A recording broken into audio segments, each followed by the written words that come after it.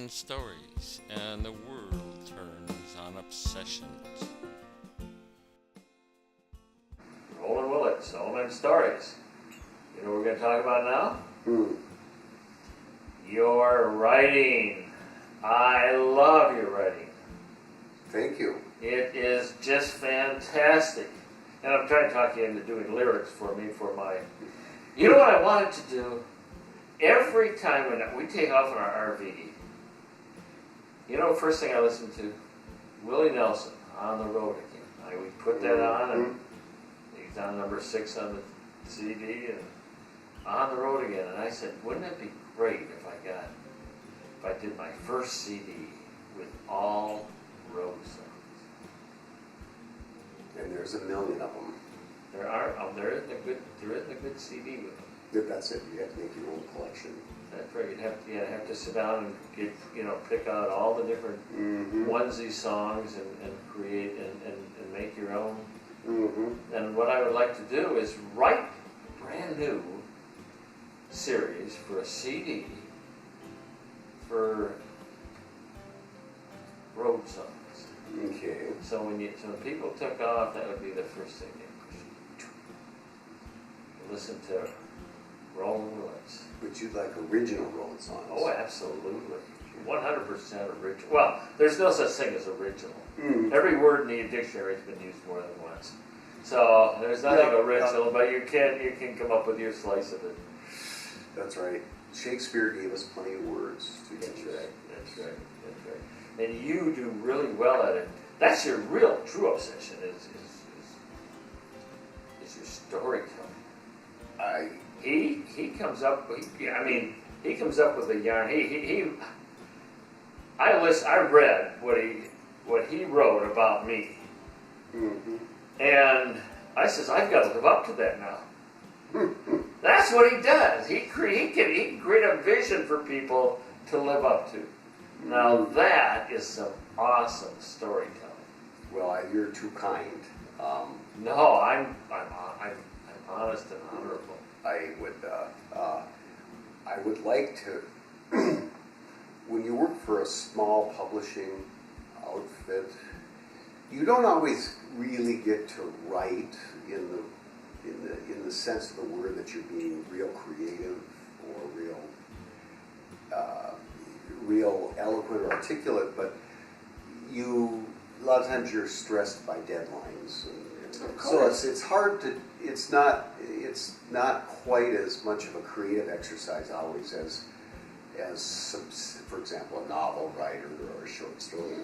But the deadlines sort of discipline you, and I always like to say that when you work for a small publishing company, half a dozen times a year you write something that you really feel good about. Yes, and if an author comes up with one thing a year, you're lucky.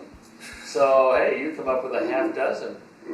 So I look at it and I say, pressure brings greatness.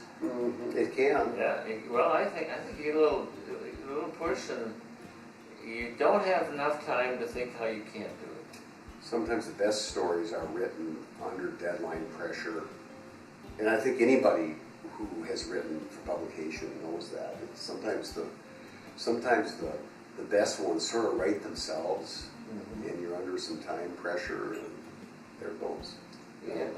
And sometimes if you sit on it too long and you muddle over it and you're not on deadline, it takes longer and it isn't as good. I always think about the Gettysburg Address. He wrote that on a slip of paper on the way. 147 words. That's right. Something like that. That's right. And he rushed it out because he was doing all the things of a president in a war.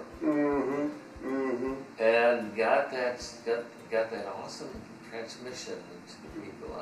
And so I look and I say, the spot you're in with the pressure on is absolutely cool to bring wonderful things. And I know he did it for me. Well, Lincoln was, he wasn't even that proud of that speech, but today it would have to be considered among the greatest ever. Is that, you get. Yeah, and you do this every day. Well, not quite like Lincoln, but But he is an I would inspiration. say a lot like Lincoln. Gosh. I think his presentation of the community, of our communities, is spectacular. It's a wonderful gift to you. Well, thank you, and I hope to keep exercising it as well as I can. So, Okay. And Roland's quite a citizen of the community too, as you found out, the regular viewers. So, we only get him part of the year though. He's off in this. There's a Winnebago outside the size of a 747. If you haven't ever seen it, he drives to San Francisco and back. And Yeah, we were down Key West this a few months so ago. we only get Roland a few warm months of the year is about it, don't we? Yes, but I'm lucky enough to have wonderful people around here. Mm-hmm. And you're one of my absolute superheroes. Oh, gee, thank you. I'll have to write something that I can feel proud of, and that you can enlist me for that you can appreciate over the next few weeks here. I don't have any hot ideas right now. By the way, you're doing wonderful. He was a little nervous about talking. He can sit down and write up a story, but he's a little nervous about talking. Yeah, I don't like And that. I think he's just spectacular speaker. What you're doing right now is part of the normal process, is being a little nervous. Mm-hmm. And first of all, it's sort of like writing stories. Sometimes the nervousness brings out spectacularness. You're a little more spectacular when you're a little nervous. I'm not sure So that's it happened adds yet. value. Well, But- you got to do it a little. Yeah, a few more, and you'll be sitting up there in cloud nine, looking down to. Next time I'm going to I interview. can do this. I'm going to interview Roland next time. Okay. I like that side of the pen. I like that. Well, we'll look forward to that Mhm. next time. Roland Willits, Old Man Story, and now you say Lou Hoglund, Old Man Story. Lou Hoglund, Old Men's Stories. Yes! And did I identify myself as Pelican Rapids Press newspaper? You did get a little of that in there, but we did it again. Thank you. Thank you. This is too... Gosh. Old men stories. Give me one more day with my obsessions.